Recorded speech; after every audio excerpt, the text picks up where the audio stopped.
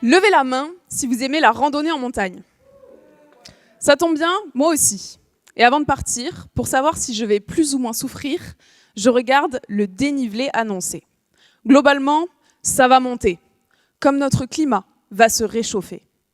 Mais en montagne, la montée n'est pas régulière. Il y a des passages raides, des paliers, voire des descentes. Avec le climat, c'est la même chose. Malgré le réchauffement global, on peut avoir un hiver très froid et même skier à Paris. Cette variabilité est complètement naturelle.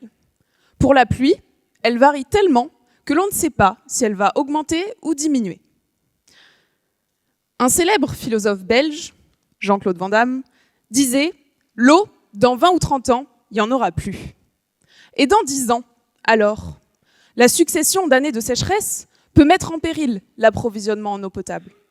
La mission de certains de mes collègues est donc d'anticiper ce risque. Pour cela, ils ont besoin de prévisions climatiques pour la prochaine décennie. Pas de boule de cristal, ils se tournent vers moi et les modèles de climat. Ce sont des versions numériques de la Terre que les scientifiques utilisent pour explorer les climats futurs possibles, grâce à des ordinateurs très puissants. Les experts du GIEC les ont utilisés pour montrer l'augmentation des températures dues aux émissions de gaz à effet de serre.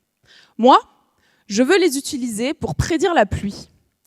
C'est là que ça se complique. Beaucoup de simulations, peu de certitudes. Sur ma carte de randonnée, tous les chemins possibles sont dessinés, sans indication de la bonne direction. Mais ça ne me fait pas peur. Je suis ingénieur en mathématiques appliquées. Des données, plus il y en a, mieux je me porte. Pour ne pas me perdre, j'ai quand même besoin d'un GPS. J'utilise les modes climatiques. Ce sont des courants, des températures dans l'océan, la force de certains vents dominants. Ils évoluent sur plusieurs années, voire décennies, et se répètent. Et justement, je dispose de prédictions de ces modes.